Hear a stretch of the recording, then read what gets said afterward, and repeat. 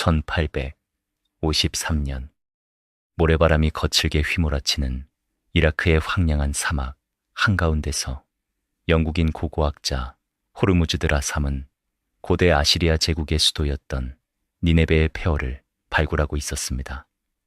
수천 년 동안 깊은 모래 아래에 잠들어 있던 그곳에서 그는 인류 역사상 가장 위대한 발견 중 하나를 세상에 꺼내놓게 됩니다. 그것은 파라오의 무덤에서 나오는 화려한 황금이나 거대한 대리석 조각상이 아니었습니다. 알 수 없는 쫑기 문자가 빼곡하게 새겨진 진흙을 구워 만든 12개의 깨진 점토판이었습니다. 당시 사람들은 이 보잘것없는 흙덩이들이 그저 고대의 흔한 창조 신화나 괴물 이야기, 즉 잠들기 전 아이들에게 들려주던 흥미로운 동화쯤으로 여겼습니다. 하지만 시간이 흘러 학자들이 그 기이하고 복잡한 문자를 해독해 나가면서 세상은 발칵 뒤집혔습니다. 이 점토판은 단순한 옛날 이야기가 아니었기 때문입니다. 그것은 인류 최초의 위대한 서사시이자 지독할 정도로 현실적이고 냉혹한 지정학적 보고서였으며 한 절대 권력자의 가장 은밀하고 뼈아픈 심리 기록이었습니다. 우리는 이 이야기를 길가메시 서사시라고 부릅니다. 이 점토판의 내용이 그토록 현대인들에게 충격적이었던 이유는 무엇일까요? 그것은 이야기의 주인공인 길가메시라는 인물이 구름 위에 앉아있는 상상 속의 신이 아니라 우리와 똑같이 피와 살을 가지고 숨을 쉬었던 실존했던 역사 속의 왕이었기 때문입니다. 그를 진정으로 이해하기 위해 우리는 시간을 아득히 거슬러 기원전 2900년경의 메소포타미아로 가야 합니다. 지금의 이라크 남부, 변덕스럽고 거친 티그리스 강과 유프라테스 강이 만나는 뜨겁고 적박한 땅입니다. 상상해 보십시오. 끝없이 펼쳐진 메마른 모래 평원 위에 마치 환상 속의 신기루처럼 거대한 도시가 우뚝 서 있습니다. 바로 인류 최초의 메가시티, 우르크입니다. 당시 전 세계의 수많은 인간 무리가 아직 어두운 동굴에 살거나 겨우 수십 명 단위로 모여 사냥을 하며 떠돌던 시절이었습니다. 하지만 이곳 우르크에는 무려 5만 명에 달하는 인구가 모여 살고 있었습니다. 5만 명입니다. 기원전 3000년대에 이 정도의 인구가 한 곳에 밀집해 거대한 공동체를 이루고 있다는 것은 현대의 뉴욕이나 서울을 보는 것보다 훨씬 더 경이롭고 비현실적인 기적이었습니다. 이 거대한 도시를 외부의 끔찍한 위협으로부터 지키고 통제 불가능한 강물의 범람과 이웃 유목민들의 잔혹한 자원 약탈로부터 방어하기 위해 우르크 사람들은 역사상 유례없는 건축물을 세웠습니다. 수백만 개의 진흙 벽돌을 뜨거운 태양 아래 굽고 또 구워 쌓아 올린 길이가 무려 9km에 달하는 거대한 성벽이었습니다. 태양빛을 받아붉고 황금빛으로 웅장하게 빛나던 이 거대한 장벽은 우르크의 절대적인 힘과 운명을 상징하는 동시에 그 안에 갇힌 인간들의 원초적인 두려움을 보여주는 명백한 증거이기도 했습니다. 그리고 이 거대한 진흙 정글의 정점에 서서 모든 것을 내려다보던 지배자가 바로 길가메시였습니다. 후대의 사람들은 그를 신의 피를 이어받은 완벽한 영웅으로 칭송하고 우상화했지만 차가운 역사가 말해주는 그의 진짜 얼굴은 전혀 달랐습니다. 그는 국가의 생존과 문명의 발전이라는 거창한 명목 아래 도시를 철저히 요새화하고 자신의 절대 권력을 유지하기 위해 백성들을 쥐어짜는 무자비한 독재자였습니다. 우리는 흔히 신화 속 위대한 영웅들이 괴물을 물리치고 약자를 보호하며 세상을 구원하는 찬란하고 영광스러운 모습만을 떠올립니다. 하지만 인류가 진흙을 빚어 불에 구워가며 인류 역사상 최초로 기록을 남긴 이 위대한 영웅의 이야기는 놀랍게도 그가 얼마나 오만하고 이기적이며 폭력적인 통치자였는지를 고발하는 것으로 묵직하게 시작합니다. 길가메시에게 우루크라는 도시는 오직 자신의 위대함을 증명하기 위한 거대한 트로피였고 그 안에서 숨쉬는 5만 명의 백성은 그 트로피를 빛내기 위한 도구이자 소모품에 불과했던 것입니다. 그는 밤낮을 가리지 않고 사람들을 강제 노역에 동원하여 성벽을 더 높고 두껍게 쌓아 올렸습니다. 5만 명이 사는 거대한 도시라는 전대미문의 기계가 멈추지 않고 굴러가기 위해서는 끊임없는 인간의 노동력과 착취가 필요했기 때문입니다. 젊고 튼튼한 남자들은 끝없는 전쟁과 노역으로 끌려갔고 아름다운 여자들은 그의 탐욕스러운 권력과 욕망 앞에 고개를 숙여야 했습니다. 우르크의 백성들은 겉으로는 세상에서 가장 위대하고 안전한 도시에 살고 있다는 자부심을 강요받았지만 그들의 실제 삶은 매일매일이 끔찍한 고통과 소리 없는 비명으로 가득 차 있었습니다. 그들은 이 화려하고 단단한 진흙 장벽 안에서 하늘을 우러러보며 신들에게 제발 살려달라고, 이 끔찍한 폭군으로부터 우리를 구원해달라고 피눈물을 흘리며 울부짖었습니다. 인류 역사상 가장 위대한 책의 첫 장은 그렇게 영웅의 화려한 승전보가 아니라 문명이라는 이름 아래 짓밟힌 평범한 사람들의 처절한 눈물과 절망으로 시작된 것입니다. 하지만 사막 한가운데서 5만 명의 거대한 기계를 굴리기 위해 이 왕은 너무도 잔혹한 대가를 치러야만 했습니다. 거대한 성벽으로 둘러싸인 기원전 3000년경의 초거대 도시 우르크의 일상은 우리가 흔히 상상하는 고대인들의 평화로운 삶과는 거리가 멀었습니다. 도시라는 거대한 시스템은 태생적으로 막대한 에너지를 집어삼키는 괴물과도 같습니다. 5만 명이라는 인구가 매일 먹고 마시고 생존하기 위해서는 쉴 새 없는 노동과 엄격한 통제가 필수적이었습니다. 길가메시의 철권 통치는 단순한 개인의 악이라기보다는 이 거대한 문명의 용광로가 스스로를 유지하기 위해 필연적으로 선택한 극단적인 효율성의 결과물이었을지도 모릅니다. 하지만 그 가혹한 효율성의 무게를 온몸으로 견뎌내야 했던 것은 이름 없는 평범한 백성들이었습니다. 뜨거운 태양이 이라크의 붉은 대지를 무자비하게 내리쬐는 한낮, 성벽 공사 현장에서는 살이 타들어가는 듯한 고통 속에서도 채찍 소리가 끊이지 않았습니다. 길가메시는 무려 9km에 달하는 거대한 성벽을 완성하고 유지하기 위해 수많은 젊은이를 강제 노역으로 끌고 갔습니다. 한창 밭을 일구고 농사를 지어야 할 거친 손에는 무거운 진흙 벽돌이 쥐어졌고 늙은 부모를 봉양해야 할 아들들은 감독관의 매질을 견디며 뙤약볕 아래서 쓰러져 갔습니다. 성벽은 외부의 적들로부터 우르크를 안전하게 지켜주는 든든한 방패였지만 동시에 그 안에 갇혀 사는 사람들의 땀과 피를 끝없이 짜내는 거대한 감옥이기도 했습니다. 길가메시의 끝을 모르는 탐욕은 백성들의 숨통을 더욱 조였습니다. 그는 방어벽뿐만 아니라 하늘에 닿을 듯한 웅장한 신전과 자신의 위대함을 과시할 화려한 궁전을 짓기 위해 멈추지 않고 사람들을 몰아붙였습니다. 낮에는 건설 현장에서 뼈가 부서지도록 일해야 했던 남자들은 밤이 되면 무거운 창과 횃불을 들고 도시의 성문을 지키는 경비병으로 동원되어야만 했습니다.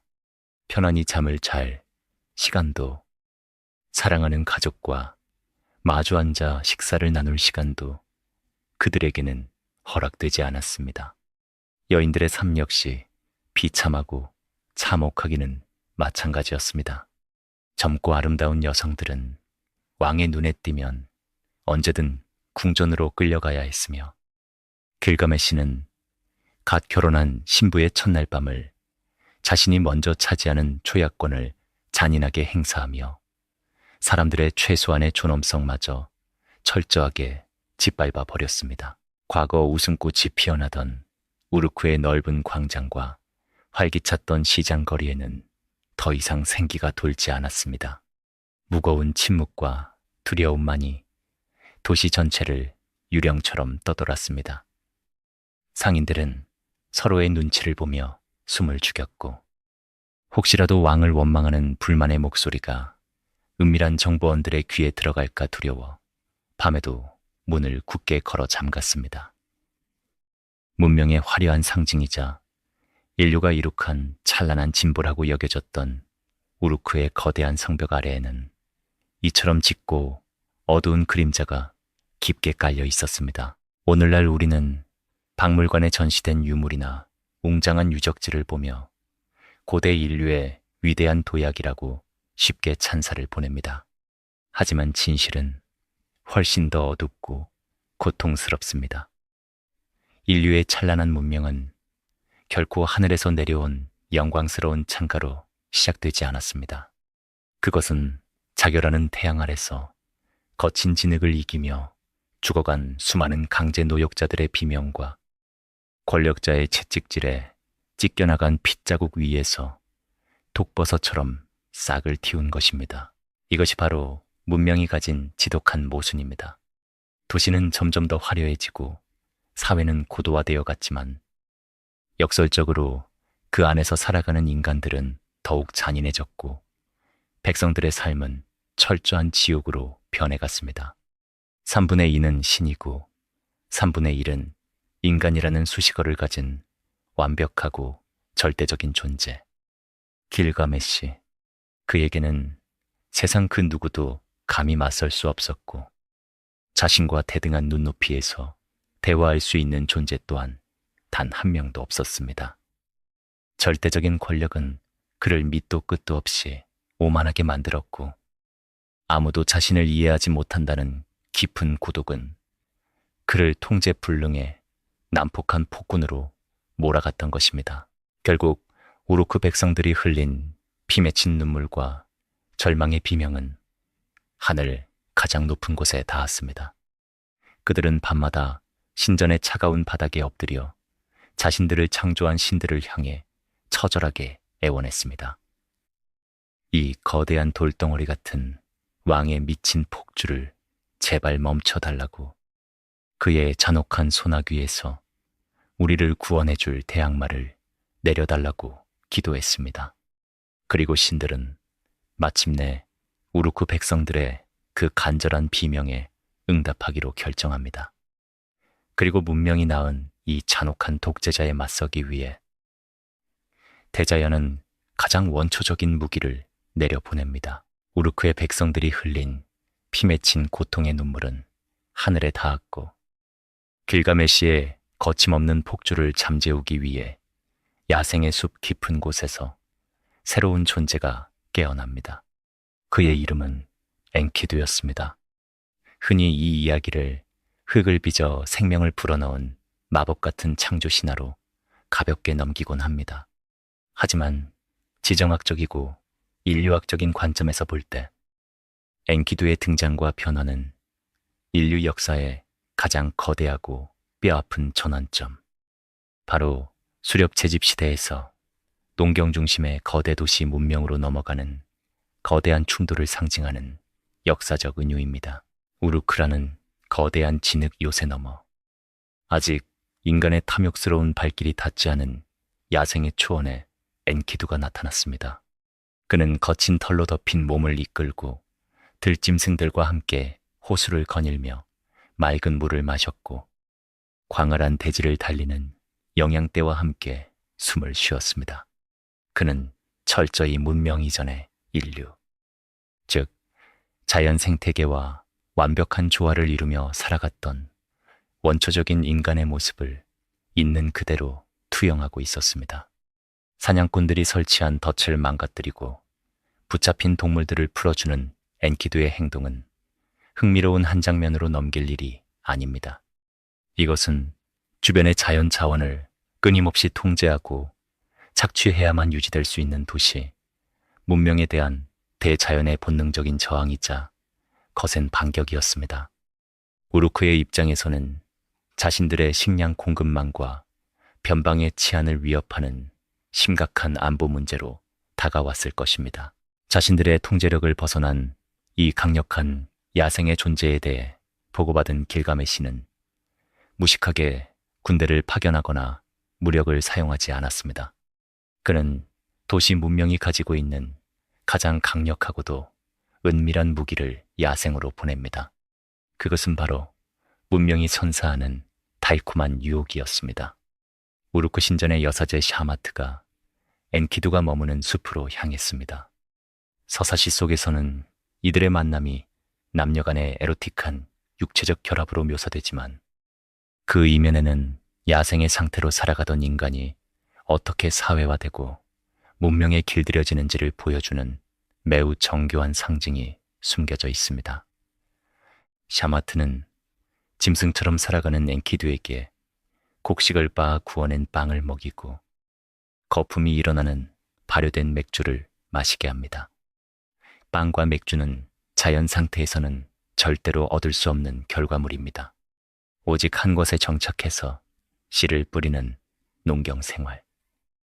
그리고 잉여 생산물을 가공하고 저장할 수 있는 고도로 발전된 기술이 있어야만 탄생하는 문명의 정수입니다. 여사제와 함께 시간을 보내며 대화를 나누고 문명의 맛을 경험한 후 엔키두에게는 돌이킬 수 없는 치명적인 변화가 찾아옵니다. 그가 다시 초원으로 달려나갔을 때 평생을 곁에서 함께 뛰어놀았던 들짐승들은 그에게서 진한 문명의 냄새를 맡고 기겁하며 멀리 달아나 버렸습니다.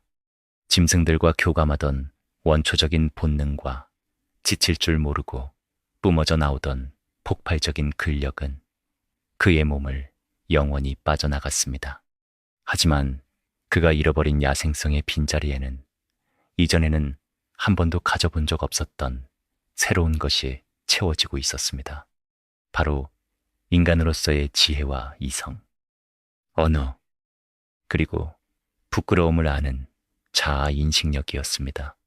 동물들이 자신을 떠나간 것을 보고 슬픔을 느끼며 눈물을 흘린다는 것 자체가 그가 이미 복잡한 감정을 다스리는 인간의 영역에 진입했다는 것을 의미합니다. 이것은 인류가 문명을 이룩하기 위해 치러야 했던 뼈아픈 진화의 대가를 상징합니다. 생태계의 일부로서 누리던 무한한 자유와 육체적 강인함을 영원히 포기하는 대신 인간은 지능과 문명을 선택한 것입니다. 엔키두가 치른 이 잔인한 등가 교환은 우리 인류가 어떻게 야생의 짐승에서 벗어나 대자연으로부터 철저히 소외되었는지를, 그리고 어떻게 저 거대한 진흙도시를 세우게 되었는지를 보여주는 가장 슬프고도 아름다운 철학적 은유입니다. 문명이라는 것은 자연과의 가슴 아픈 단절을 통해서만 완성될 수 있었던 것입니다. 이제 들짐승의 듬직한 형제였던 야생의 아들은 더 이상 숲에 머물 수 없는 존재가 되었습니다. 샤마트는 혼란스러워하는 엔키두의 몸을 깨끗한 물로 씻기고 양털로 짜인 옷을 입혀주었습니다. 그리고 그에게 지평선 너머에서 웅장하게 빛나고 있는 거대한 요새, 우루크에 대해 이야기해 주었습니다.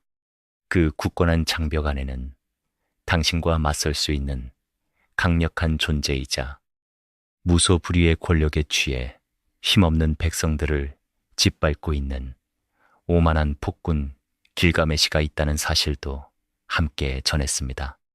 야생의 본능을 잃고 문명의 이성을 얻게 된 엔키두의 가슴 속에 생전 처음 겪어보는 뜨거운 사명감이 불타오르기 시작했습니다.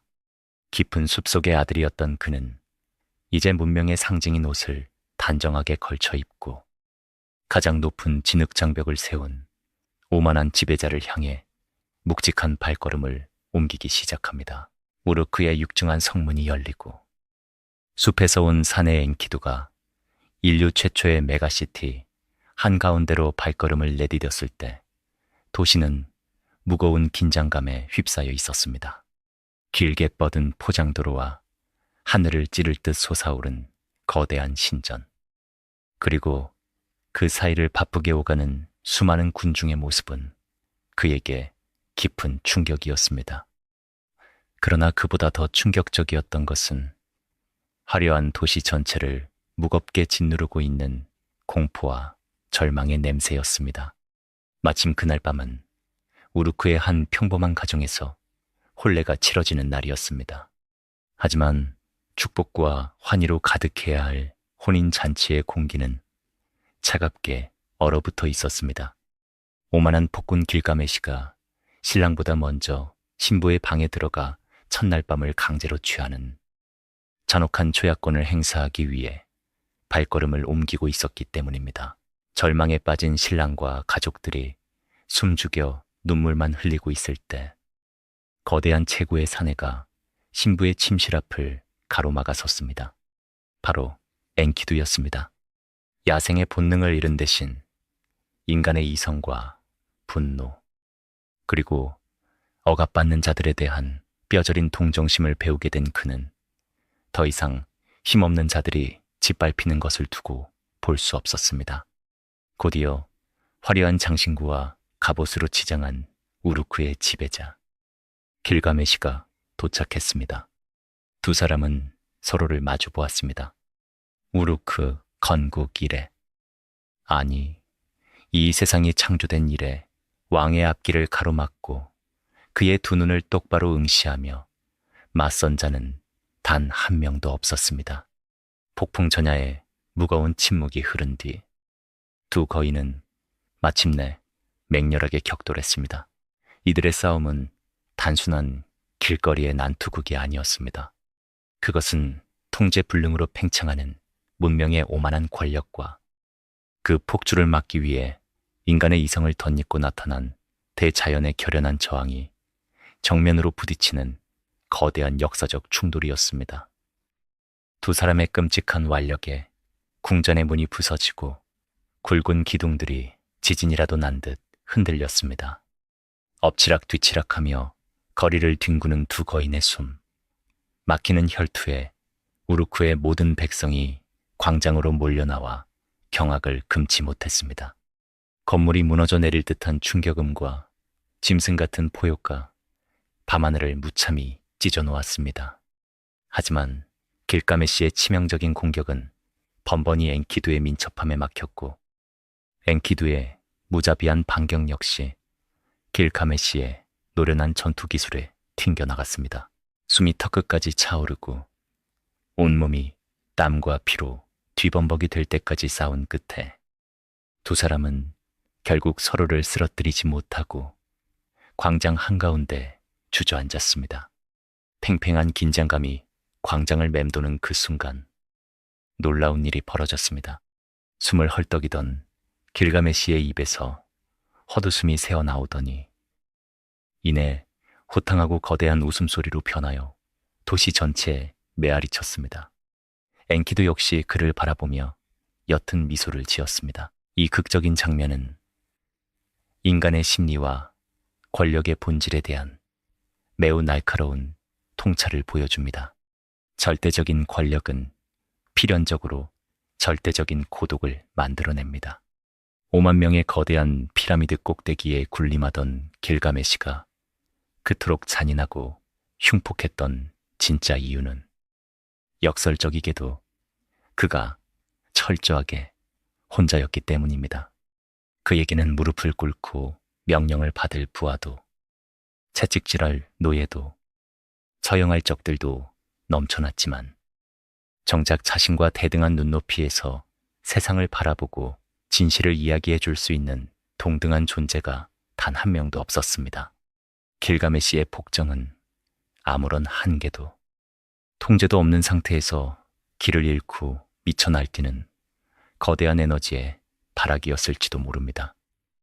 그런데 생전 처음으로 자신의 온 힘을 다해 부딪혀도 끄떡없는, 자신을 완벽하게 비추는 거울과도 같은 동반자를 만난 것입니다. 광장 한가운데서 무기를 내려놓은 길가메시는 엔키두를 향해 굳은 살이 박인 손을 내밀었습니다.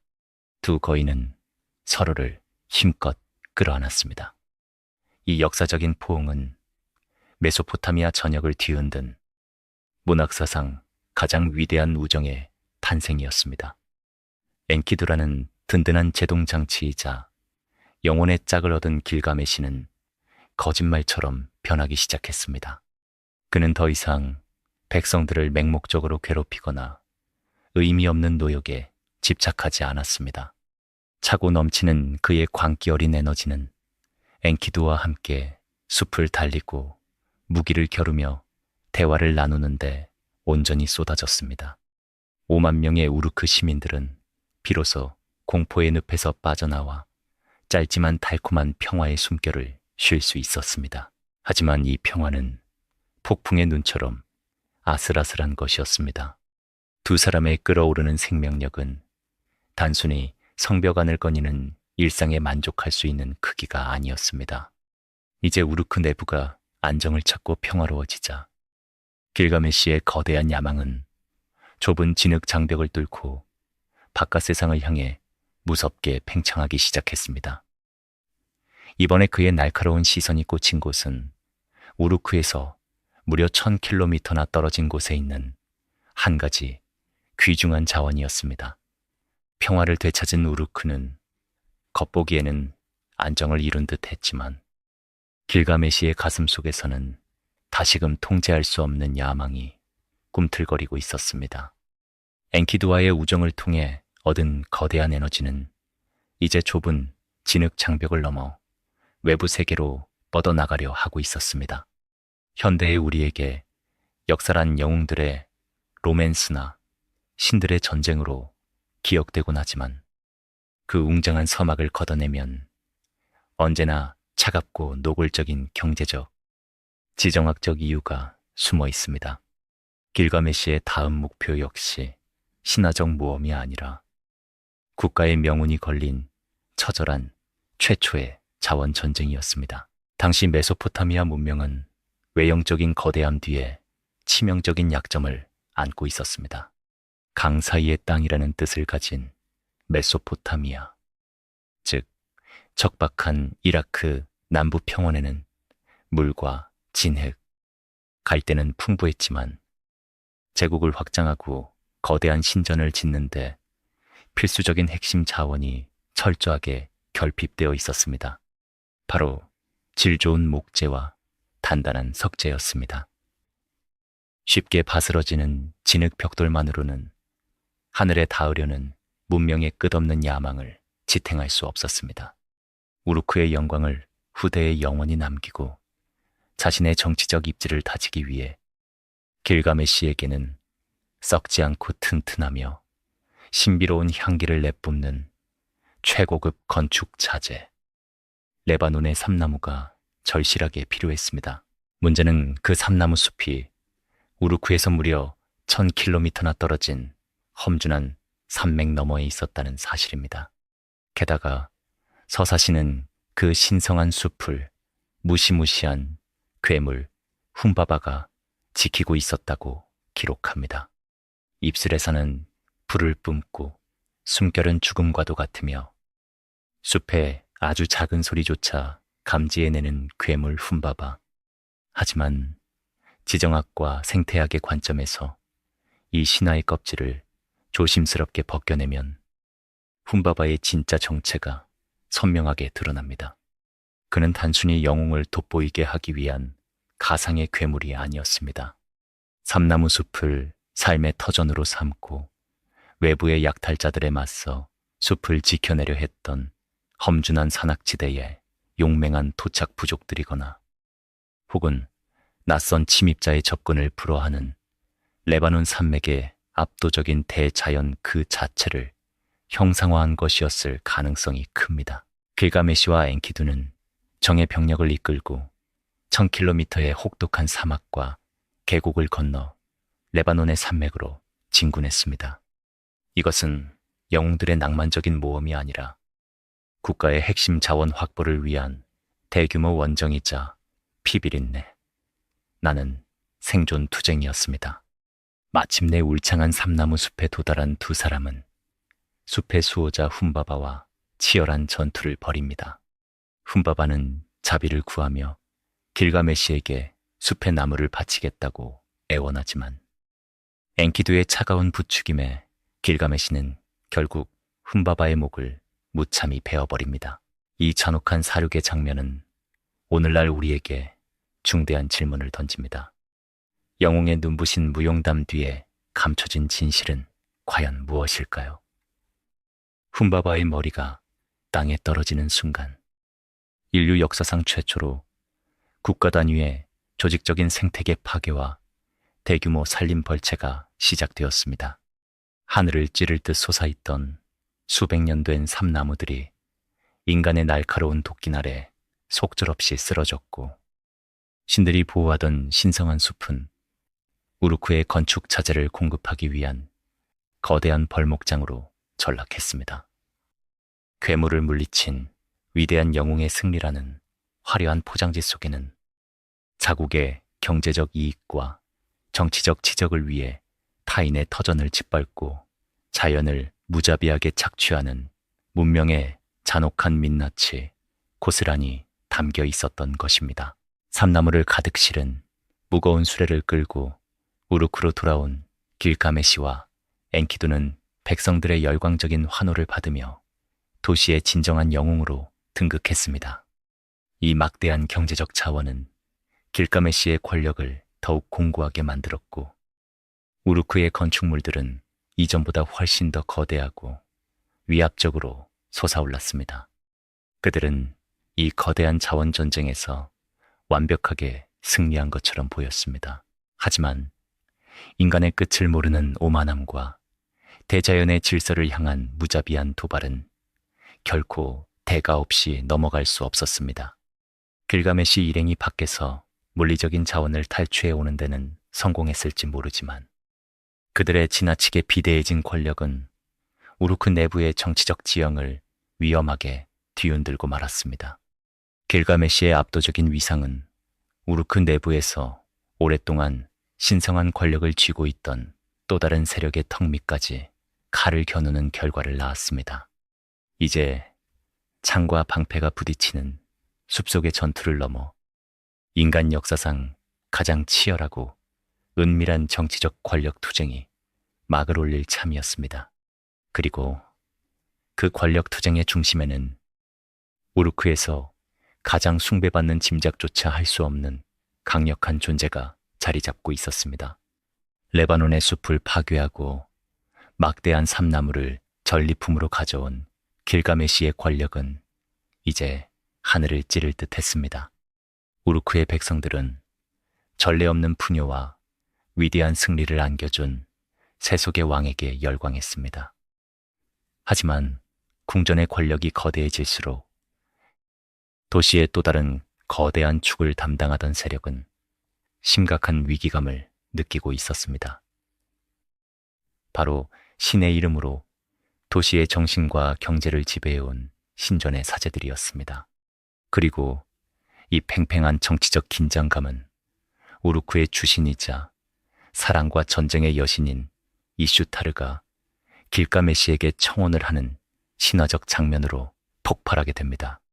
이슈타르 여신이 길가메시에게 다가와 자신과 결혼하면 엄청난 부와 권력을 주겠다고 유혹하는 이 장면을 우리는 단순한 남녀의 로맨스나 신화적인 에피소드로 읽어서는 안 됩니다. 이것은 고대 우르크 사회에서 가장 막강한 기득권층이었던 종교 권력이 걷잡을 수 없이 커져버린 정치 권력을 다시 자신들의 통제 아래 두기 위해 시도한 정교한 정치적 덫이자 은밀한 국가 권력의 합병 제안이었습니다. 신전과 궁전의 결합이라는 이 달콤하고도 위험한 제안 앞에서 길가메시는 놀랍게도 그녀의 청혼을 단칼에 거절합니다. 단순히 정중하게 거절한 것을 넘어 과거 이슈타르와 엮였던 수많은 연인이 얼마나 비참한 최후를 맞이했는지를 조목조목 따지며 여신을, 즉 신전의 사제 집단을 대중들 앞에서 공개적으로 모욕해버립니다. 이 거절은 인류 역사상 매우 중요한 정치적 선언이었습니다. 세속의 지배자인 인간의 왕이 오랫동안 인간의 삶을 좌지우지해온 종교적 권위와 신의 통제로부터 완전히 독립하겠다는 파격적인 권력 선언이었기 때문입니다. 더 이상 신의 이름표나 사제들의 허락이 없어도 인간의 이성과 물리적인 힘만으로 이 거대한 5만 명의 도시를 통치할 수 있다는 맹렬한 자신감의 표출이었습니다. 자존심이 무참히 짓밟히고 권력의 치명적인 위협을 느낀 신전 세력은 가만히 있지 않았습니다. 분노한 이슈타르가 하늘의 최고 신에게 요구하여 우루크에 끔찍한 재앙을 내리는데 그것이 바로 그 유명한 하늘의 황소입니다. 서사시는 이 거대한 황소가 우루크에 내려와 콧김을 뿜을 때마다 강물이 말라붙고 거대한 발을 구를 때마다 땅이 쩍쩍 갈라져 수백 명의 사람이 깊은 구덩이 속으로 추락해 죽었다고 기록하고 있습니다. 과연 이 끔찍한 하늘의 황소는 현실 세계에서 무엇을 의미했을까요? 현대의 지정학자와 기후학자들은 이 하늘의 황소가 고대 이라크 지역을 덮친 끔찍한 기후변화와 자연재해를 상징한다고 입을 모읍니다. 삼나무 숲을 무자비하게 파괴하고 생태계의 균형을 무너뜨린 직후 극심한 가뭄이 찾아와 티그리스 강과 유프라테스 강이 바닥을 드러냈습니다. 농작물은 타들어갔고 심각한 가뭄과 지진으로 인해 땅이 갈라지며 도시의 지반이 무너져 내리는 거대한 싱크홀 현상이 발생했던 역사적, 생태적 재난을 고대인들은 하늘의 황소가 닥친 것으로 묘사한 것입니다. 자연을 훼손하고 종교를 조롱한 대가로 찾아온 이 끔찍한 기후 재난은 우루크라는 거대 도시의 존립 자체를 뿌리째 뒤흔들었습니다. 하지만 권력과 자신감의 절정에 달해 있던 두 영웅의 무자비한 힘은 이 거대한 자연재해마저도 압도해버렸습니다. 길가메시와 엔키두는 힘을 합쳐 우루크를 파괴하던 하늘의 황소를 잔인하게 도살해버립니다. 심지어 엔키두는 죽은 황소의 넓적다리를 찢어 이슈타르의 얼굴에 집어던지며 신들을 향해 끔찍한 모욕을 퍼붓습니다.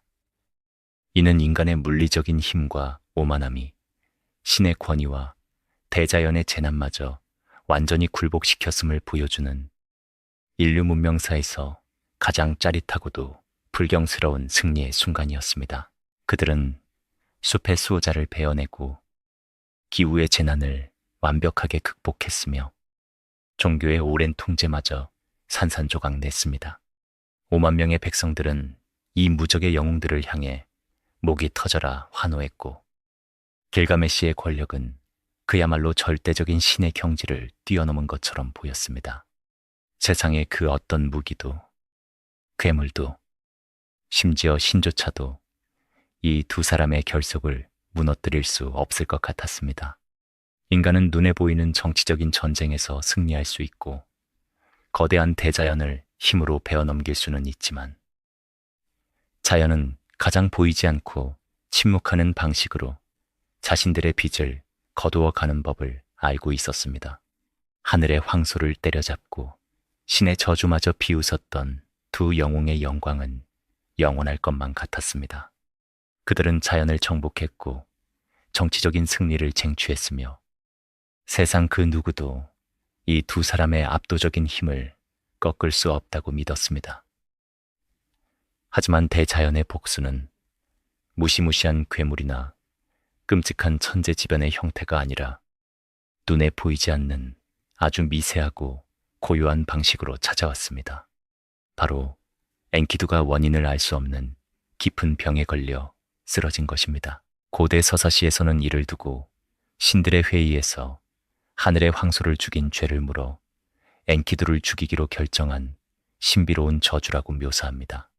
하지만 현대의 시각으로 이 비극의 진짜 이름을 번역하자면 그것은 고대의 거대 도시가 필연적으로 잉태할 수밖에 없었던 가장 끔찍한 재앙, 바로 전염병이었습니다. 기원전 3000년경, 무려 5만 명의 인구가 한정된 공간에 빽빽하게 밀집해 살아가는 우루크는 그 거대한 규모만큼이나 치명적인 공중보건의 위기를 안고 있었습니다.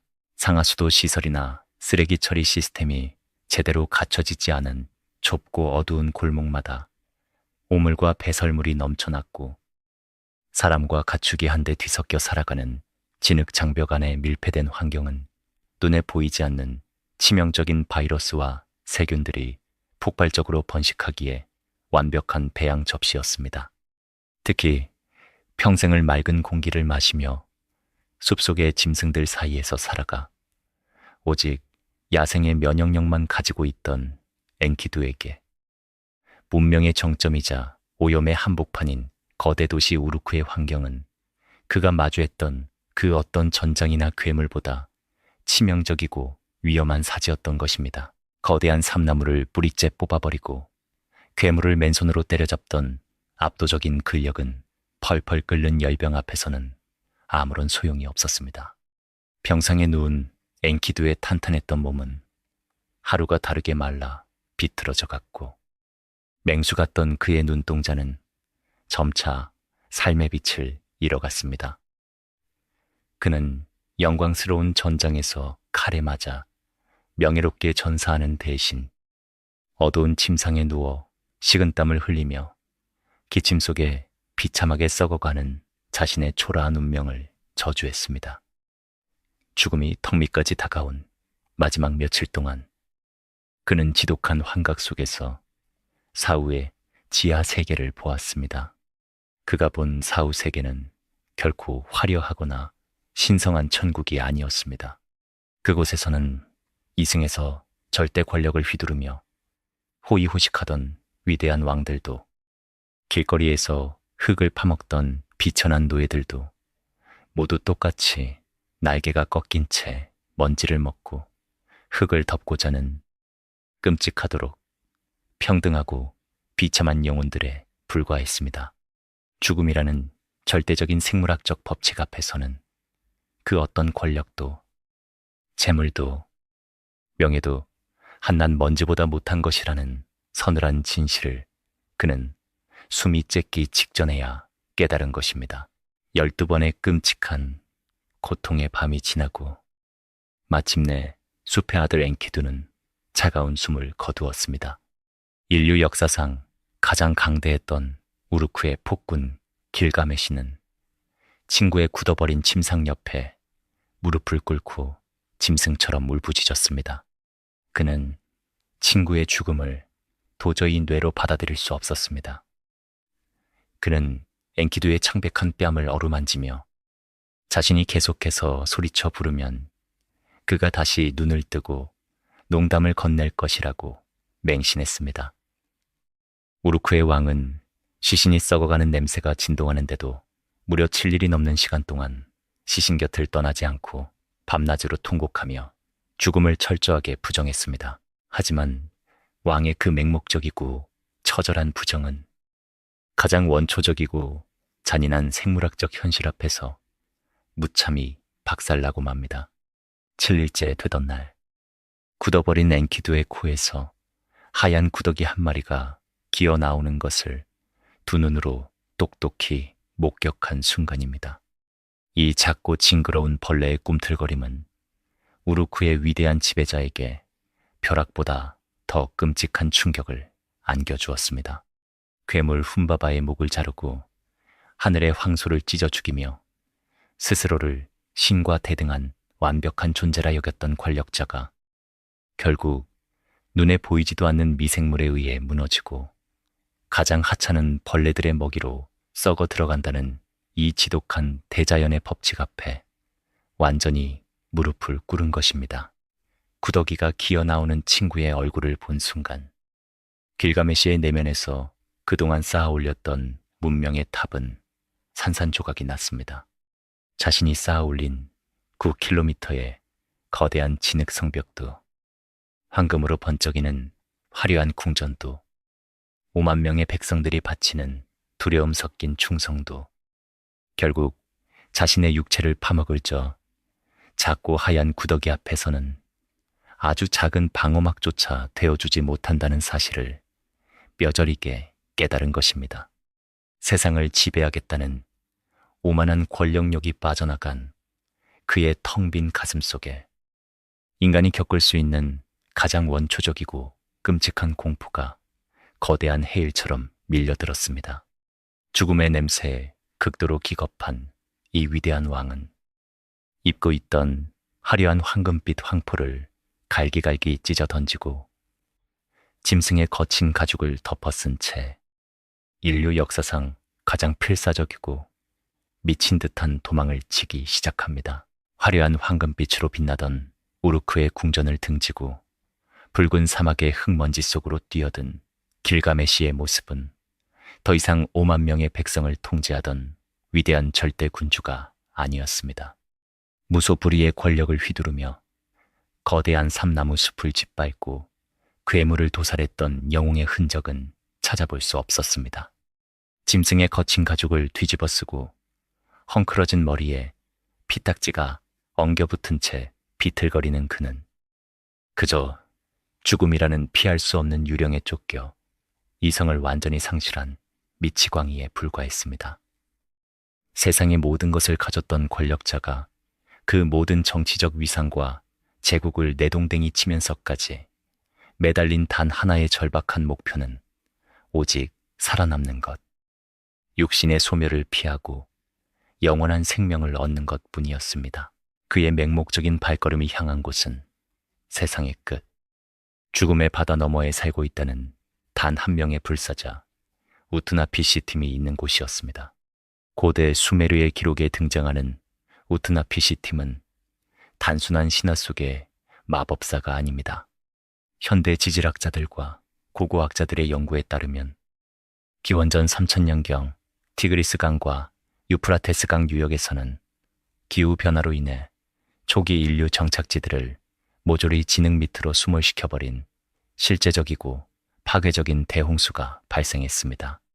이 끔찍한 자연적 대재앙 속에서 기적적으로 살아남은 한 생존자의 이야기가 오랜 시간 입에서 입으로 전해지며 신들에게 영원한 생명을 부여받은 불사자의 전설로 굳어진 것입니다. 길가메시는 바로 그 역사적 재난의 생존자를 찾아내어 자신도 그 죽음을 피해갈 비법을 빼앗아 오려 했던 것입니다. 불사자를 찾기 위한 길가메시의 여정은 인간이 견딜 수 있는 물리적, 정신적 한계를 시험하는 끔찍한 고통의 연속이었습니다. 그는 한 번 들어가면 다시는 태양을 볼 수 없다는 마슈 산맥의 끝없는 어둠 속을 홀로 걸어야만 했습니다. 고대인들에게 이 험준한 산맥과 그곳을 지키는 반인반수의 전갈 인간들은 풍요로운 초승달 지대를 벗어나면 마주치게 되는 척박한 사막과 잔혹한 이민족들의 위협을 상징하는 지정학적 경계선이었습니다. 낮과 밤의 구분조차 사라진 칠흑 같은 어둠 속에서 우르크에서 가장 화려한 식탁을 즐기던 왕은 들쥐와 뱀을 날 것으로 뜯어먹으며 극한의 굶주림과 사투를 벌였습니다. 천신만고 끝에 바다의 끝자락에 도착한 길가메시는 그곳에서 바닷가 술집을 운영하는 여주인 시두리를 만나게 됩니다. 그러나 시두리는 멀리서 비틀거리며 다가오는 길가메시를 보고 기겁하여 문을 굳게 걸어 잠가버립니다. 그녀의 눈에 비친 그는 세상에서 가장 위대한 왕이 아니었습니다. 두 눈은 해골처럼 움푹 파여 있었고 뼈만 남은 앙상한 몰골에 피부는 썩어가는 듯한 잿빛을 띠고 있었습니다.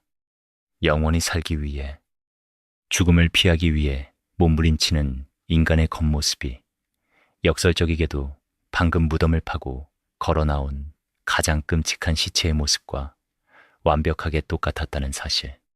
이것은 인류에게 던지는 소름 돋는 철학적 역설입니다. 영원한 생명에 대한 병적인 집착이 오히려 현재에 살아 숨쉬는 삶을 갉아먹고 인간을 영혼 없는 빈 껍데기로 만들어버린 것입니다. 시두리는 굳게 닫힌 문 너머로 이 불쌍한 몰골의 사내에게 인류 역사상 가장 오래되고 위대한 지혜를 건넵니다. 길가메시여, 당신이 찾는 영원한 생명은 결코 찾을 수 없을 것입니다. 신들이 인간을 창조할 때 죽음도 함께 짝지어 주었기 때문입니다. 그러니 헛된 고통을 멈추고 돌아가십시오. 배불리 먹고 매일매일 축제를 벌이고 춤을 추십시오. 깨끗한 옷을 입고 물로 몸을 씻고 당신의 손을 잡아주는 어린아이를 바라보며 아내를 품에 안고 기뻐하십시오.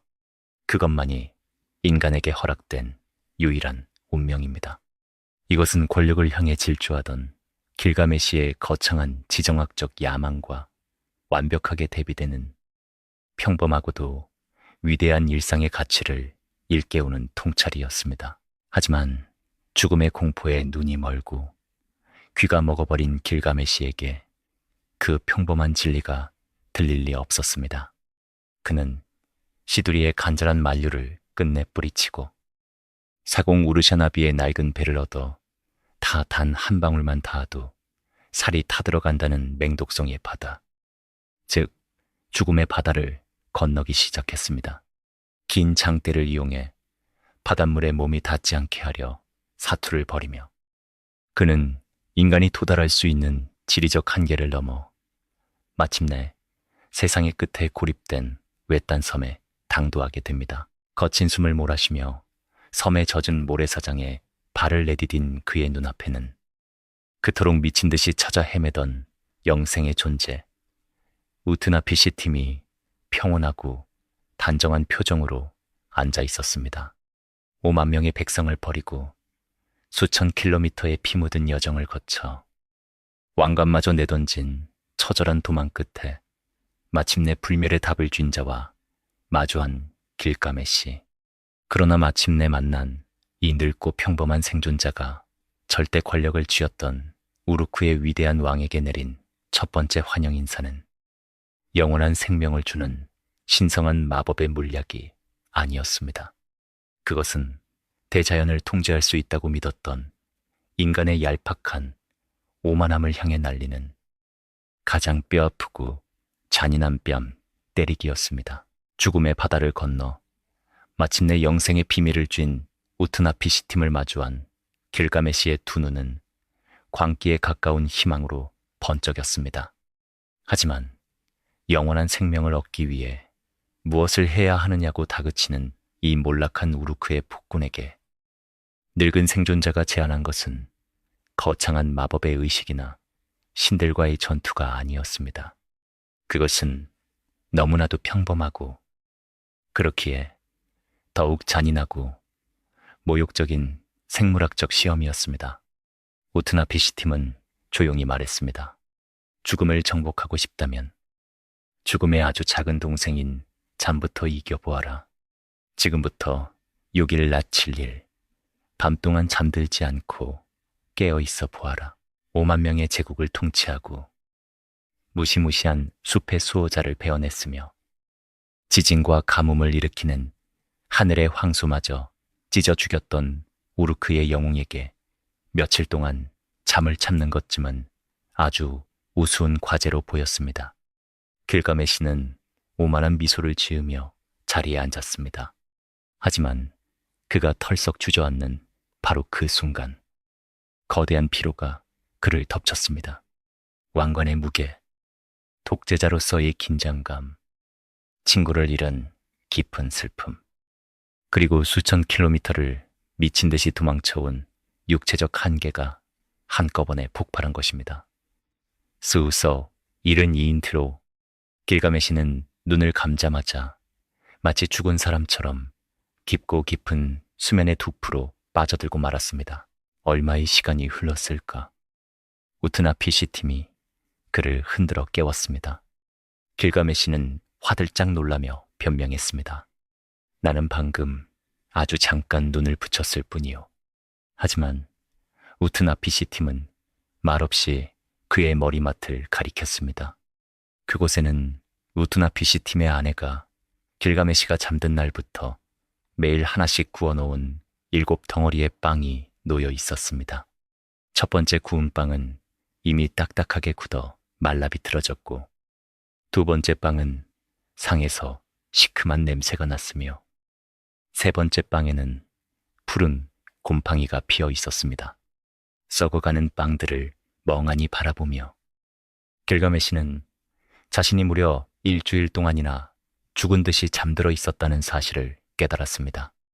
영생은커녕 밀려오는 졸음이라는 지극히 가벼운 생리 현상조차 통제하지 못하는 나약한 포유류. 그것이 바로 자신을 신과 동급이라 여겼던 절대 권력자의 부끄러운 진짜 한계였습니다. 처절한 절망감에 주저앉아 오열하는 길가메시를 보며 우투나피시 팀은 작은 동정심을 느꼈습니다. 그는 우르크로 돌아가는 왕에게 마지막 위로의 선물을 건넵니다. 그것은 깊은 바다 밑바닥에 자라는 가시에 찔려 피를 흘리면서도 얻어낼 가치가 있는 신비한 불로초였습니다. 영원한 생명을 주지는 못하지만 잃어버린 젊음을 되찾아주는 기적의 식물이었습니다.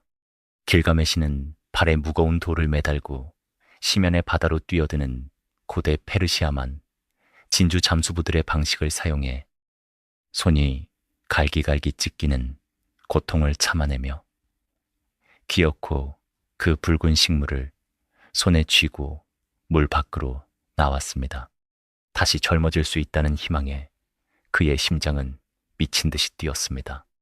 그는 이 귀한 식물을 혼자 먹지 않고 우르크로 가져가 노인들과 나누어 먹겠다는 폭군 시절에는 상상도 할 수 없었던 이타적인 생각마저 품게 됩니다. 하지만 대자연의 질서는 인간의 얄팍한 계산과 감동적인 결말을 비웃듯 가장 기막힌 타이밍에 역사상 가장 허망한 농담을 던집니다.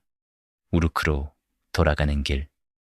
길가메시는 맑고 시원한 연못을 발견하고는 긴 여정의 때를 씻어내기 위해 옷을 벗고 물속으로 들어갔습니다. 불로초는 물가에 덩그러니 놓여 있었습니다. 그때 신비로운 식물의 향기를 맡고 숲풀 속에서 이름 모를 작은 뱀 한 마리가 소리 없이 기어 나왔습니다. 뱀은 그 붉은 식물을 삼켜버리고는 곧바로 자신의 낡고 허름한 허물을 바닥에 벗어던진 채 매끄럽고 젊어진 몸으로 스르륵 사라져버렸습니다.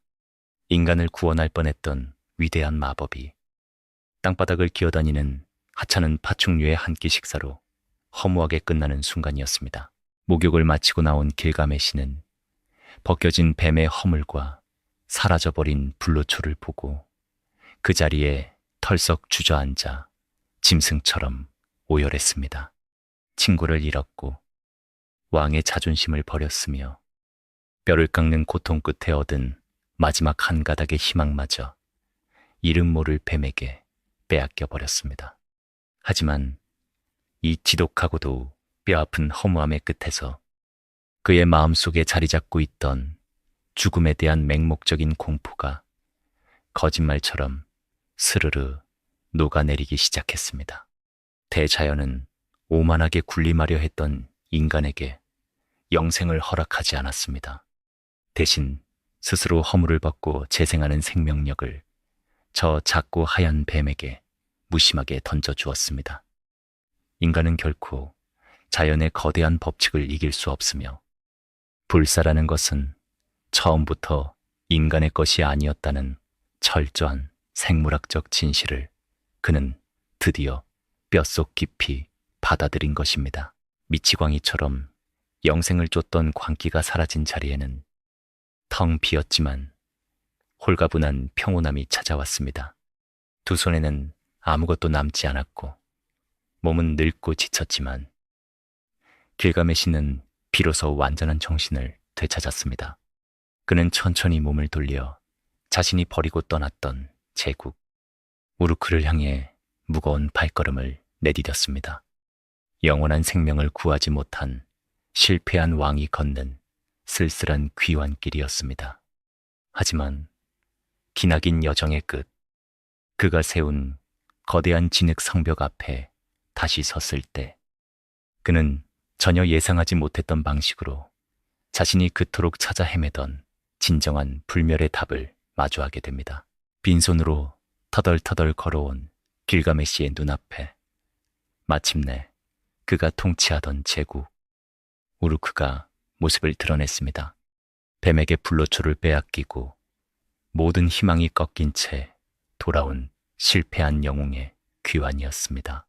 하지만 지평선 너머로 붉게 타오르는 석양빛을 받으며 찬란하게 빛나는 거대한 진흙 성벽 앞에 섰을 때 그의 깊고 푸른 눈동자에는 이전에는 결코 볼 수 없었던 어떤 단단한 평온함이 서려 있었습니다. 그는 9km에 달하는 웅장한 성벽을 조용히 올려다 보았습니다.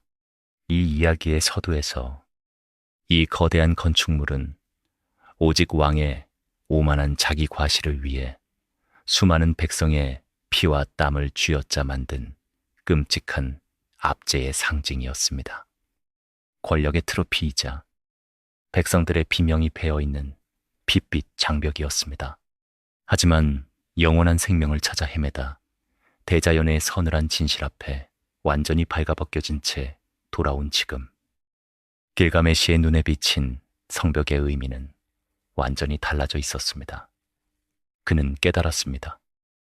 언젠가 자신의 심장은 멈출 것이고 그토록 단련했던 거대한 육체도 결국 흙으로 돌아가 저 징그러운 구더기들의 밥이 될 것입니다. 죽음은 그 어떤 권력으로도 매수할 수 없는 자연의 가장 완벽하고 공평한 섭리입니다. 하늘을 지배하는 신조차도, 세상을 호령하는 군주조차도 생물학적 한계를 결코 거스를 수 없다는 서늘한 진실을 담담히 받아들인 것입니다. 하지만 자신이 죽고 난 뒤에도 저 9km의 거대한 진흙 성벽은 여전히 이 척박하고 위험한 이라크의 사막 한가운데서 굳건히 버티고 서 있을 것입니다. 그리고 예측할 수 없는 자연 재해와 잔혹한 이민족의 약탈로부터 사랑하는 5만 명의 우루크 백성들을, 그리고 그들의 아이들과 또 그 아이들의 아이들을 따뜻하게 품고 지켜낼 것입니다. 인간의 육체는 한없이 나약하고 유한하지만 우리가 다른 이들을 위해 남긴 발자취와 이타적인 헌신은 세대를 넘어 영원히 살아 숨쉰다는 것. 물리적인 불로불사는 자연의 섭리를 거스르는 오만한 헛소리에 불과하지만 문명과 기록이라는 이름으로 후대에 남겨지는 거대한 유산이야말로 인류가 가질 수 있는 단 하나의 진정한 불멸이라는 사실을 그는 마침내 뼈저리게 이해한 것입니다. 자신의 운명을 온전히 받아들인 길가메시는 굳게 닫혀있던 우루크의 웅장한 성문을 열고 들어갑니다. 그를 맞이한 백성들은 초라한 짐승 가죽을 덮어쓴 채 돌아온 왕의 낯선 모습에 숨을 죽였습니다. 하지만 그는 더 이상 사람들을 억압하는 폭군이 아니었습니다. 그는 사치스러운 황포를 영원히 벗어 던지고 남은 생애 동안 백성들의 목소리에 귀를 기울이며 그들의 삶을 보살피는 지혜롭고 자애로운 성군이 되었습니다. 전쟁과 억압으로 쌓아 올렸던 거대 도시 우루크는 비로소 깊은 상처를 치유하고 진정한 의미의 위대한 문명으로 피어나기 시작했습니다.